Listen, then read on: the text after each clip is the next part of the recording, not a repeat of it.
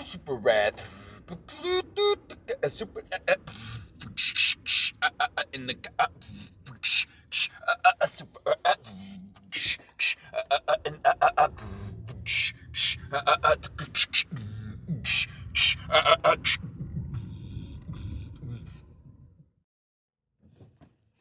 Hey, how's it going, everyone?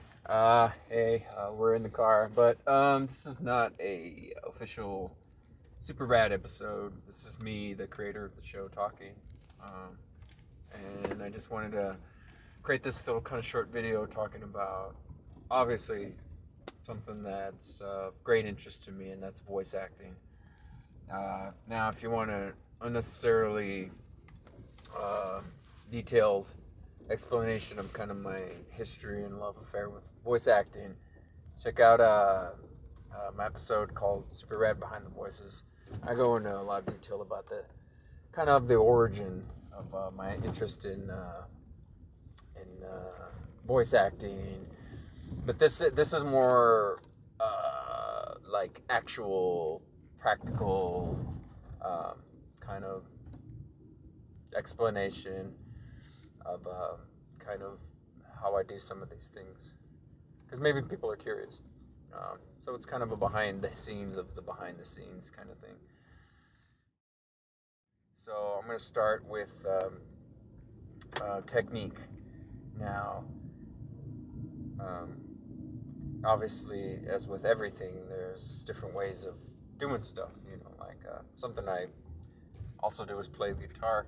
Of course, there's a million different ways to play the guitar. You know, there's different styles of music you can play. There's literally different like ways to hold it, and kind of ways to use your fingers, and different.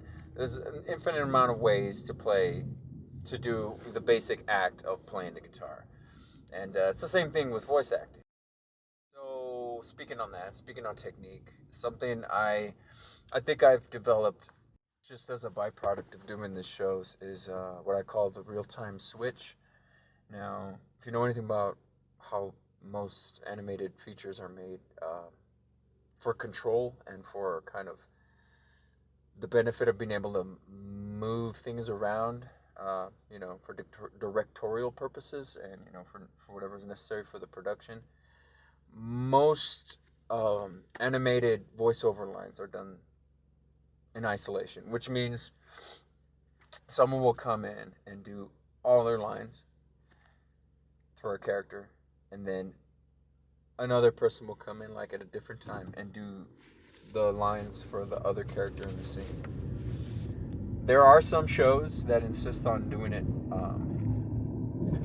having everybody in the room, but when you do that, you gotta nail it, and you gotta nail the performance, because you can't go like back later and change it, because you don't have the isolated voice track. Now you got the different actors in the room.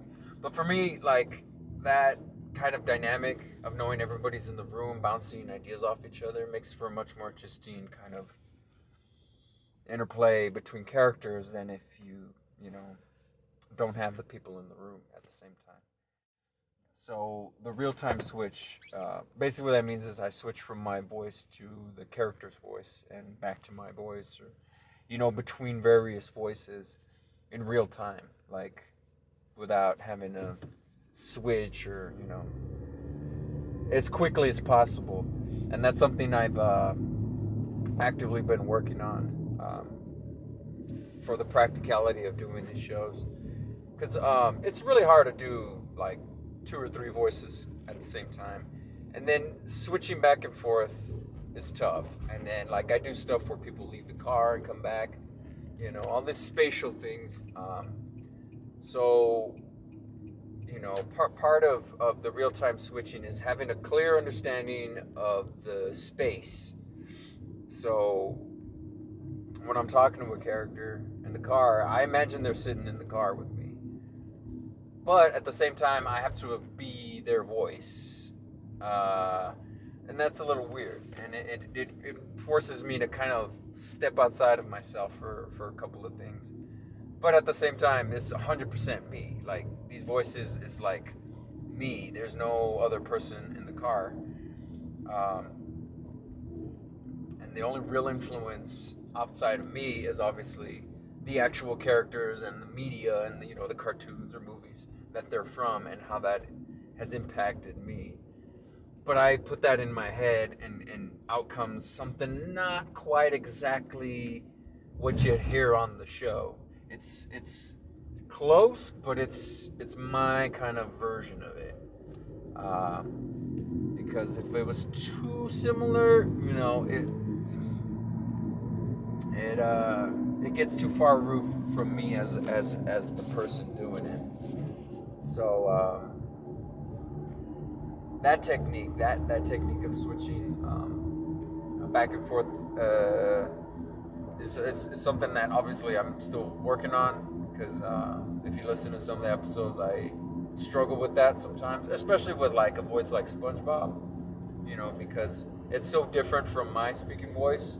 Like, it takes a little bit to get there, to that high pitch register. So a lot of times, like, there's bleed over between the voices. Like, I'm already up in the pitch in my speaking voice because I'm anticipating talking as SpongeBob. Yeah, just listen to that episode and you'll see me doing it quite a bit in that episode. I couldn't get around that. Like, I tried, but there wasn't 100% way to eliminate that all the way.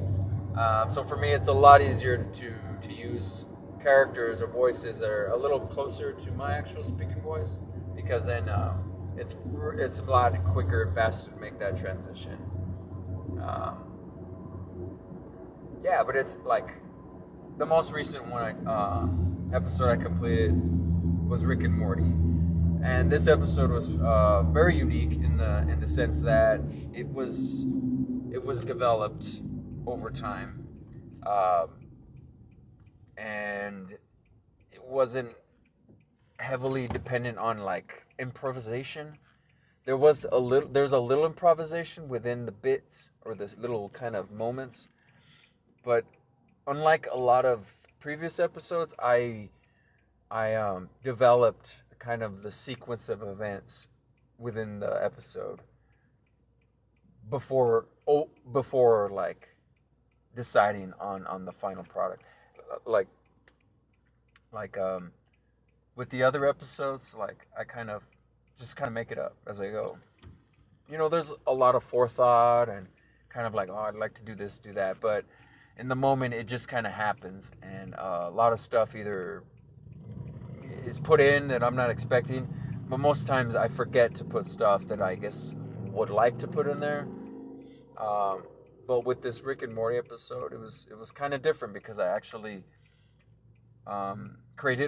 recorded a bunch of different versions, and I was doing two things. I was working on the voice, which I always do, and two, I was working on the bits and comedy bits, which is like little moments between the characters. There's things that I would listen to these different versions. I would it would evolve as the voice got better, and the kind of pacing got better, and I got better at switching the voices. These little comedy routines would develop, and I made sure to take the ones that I liked the most out of these different kind of preliminary versions and incorporate it into the final product. There's been times where I've like tried to do a voice and it's just it's hacky and it's forced, and I don't really understand the character, so I gotta put it aside. But because until I understand the character, I can't really perform as the character, if that makes sense. And like Rick's easier for me to get into because I'm like Rick. I'm a little too smart for my own good, and I'm for years was a raging alcoholic, and also have a potty mouth. So all those things I could really relate to Rick, in terms of his personality. So it just became a thing of finding his voice. You just get here and you just kind of put yourself in Rick's head, you know, and the asshole just comes out, you know, like, shut up, like, what do you know, you know, you know, there's this kind of to him, and it was easier to get to him. Morty, on the other hand, Morty was a challenge, because Morty is just, he's just a tricky voice. It's subtle. You know, he's subtle, and he's got this unsurety, but he's also got this, like, pent-up aggression. Like, there's a lot going on in Morty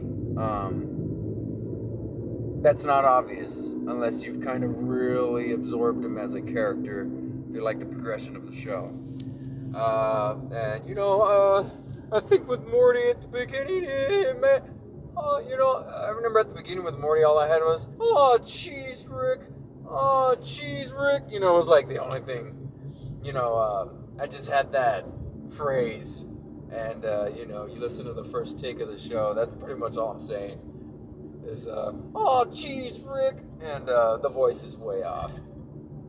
Because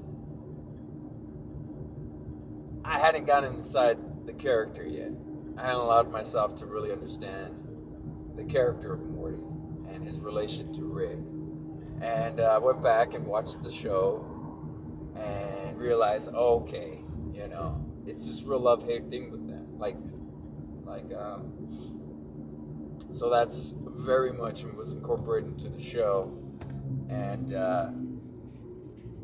by the end of that, like, oh, you know, I felt like I could do Morty pretty effectively. Like, I feel like I can get there much easier, but that was just with a lot of practice. You know, you don't get that unless you practice. Yeah, Morty. Yeah, I might have an invention that might allow you to do that without any work. No, see, Morty. See, Rick. That's cheating, man. That's cheating. I'd rather just practice. You know, you just work at the thing until you get it. You know, and that took time. That took a little time.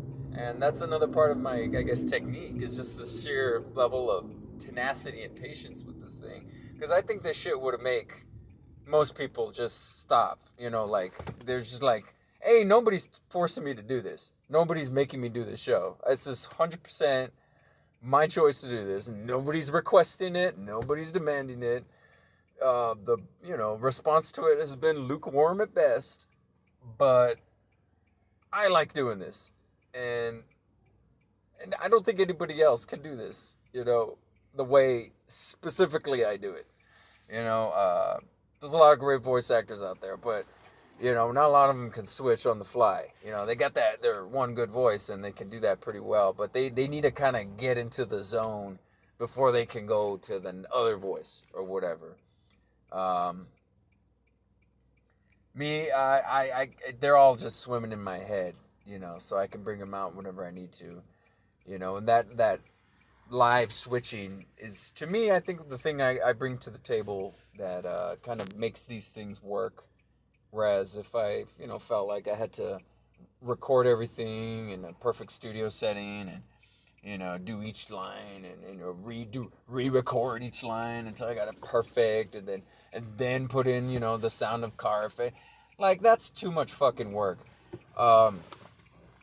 For me, it's already hard enough. Like, to me, it's just easier just to do it for real. Just do it in a real car, to switch the voices for real, and to make it as authentic as possible. Because if it's not authentic, you know, who gives a shit?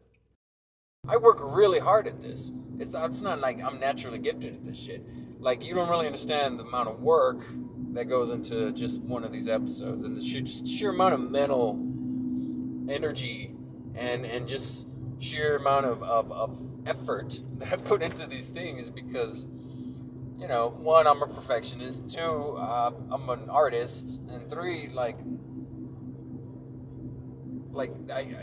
haunted by the idea of permanence, you know, and once it's committed, and once I put it up into the internet, it's like no longer belongs to me, you know, and if there's a little thing wrong, or, you know, something that I felt wasn't supposed to be there, I should have added, Like, I'll always think of that because that's the way I am.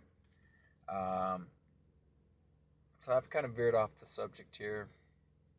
I'm supposed to be talking about voice acting technique, and I've been talking about anything but that.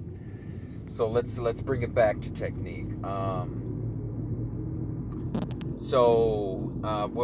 When I choose a voice to develop,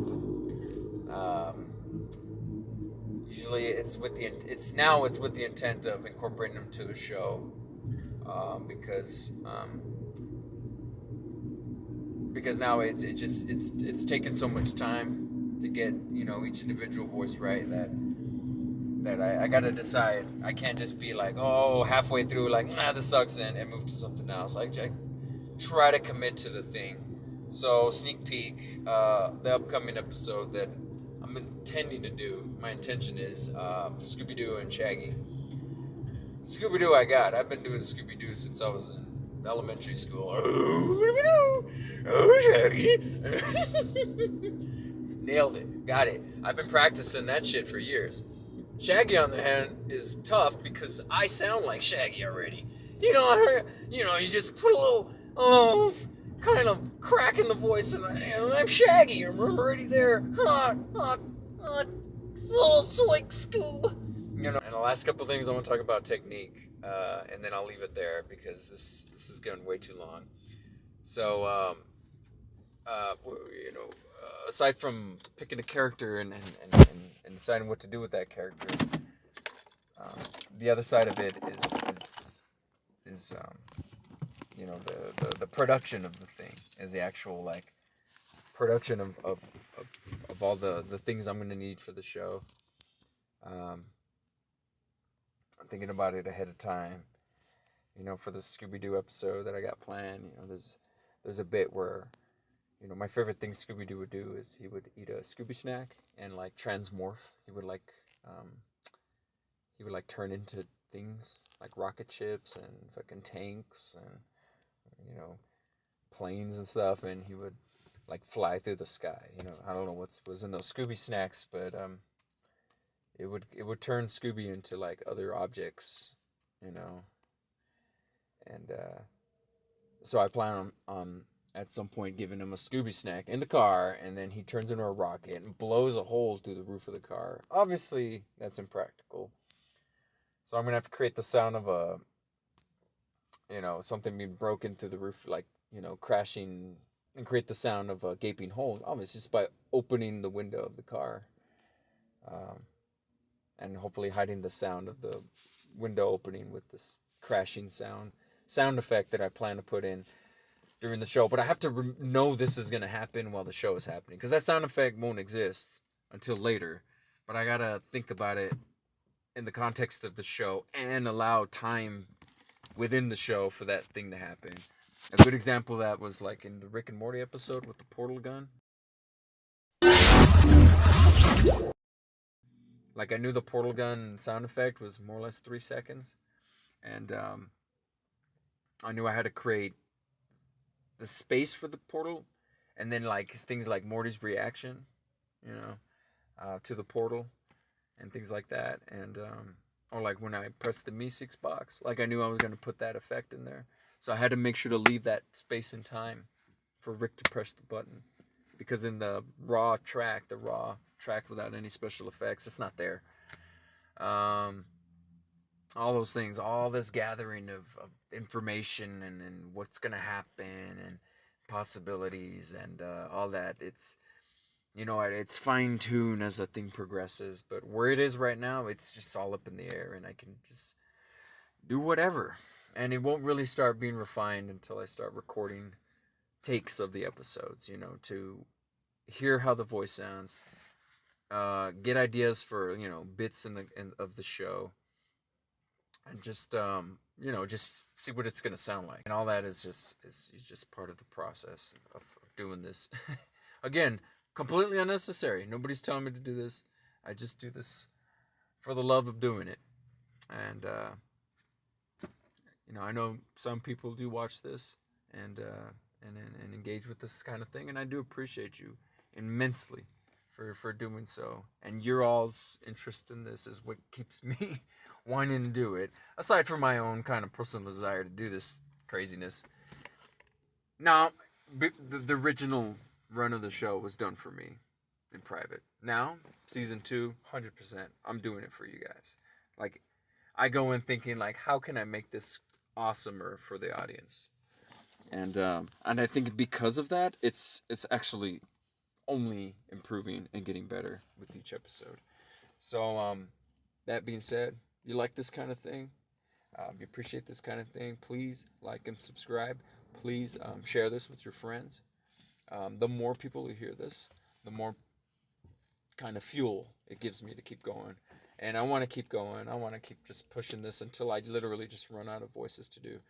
And, you know, if I run out of cartoon voices, I got a bunch of celebrity voices I can do. And if I run out of celebrity voices, you know what? I got a bunch of voices I've made up myself that I can do. And just use that until I lose my voice and I can no longer do this. That'll be probably when I stop. All right. I'll just leave it there.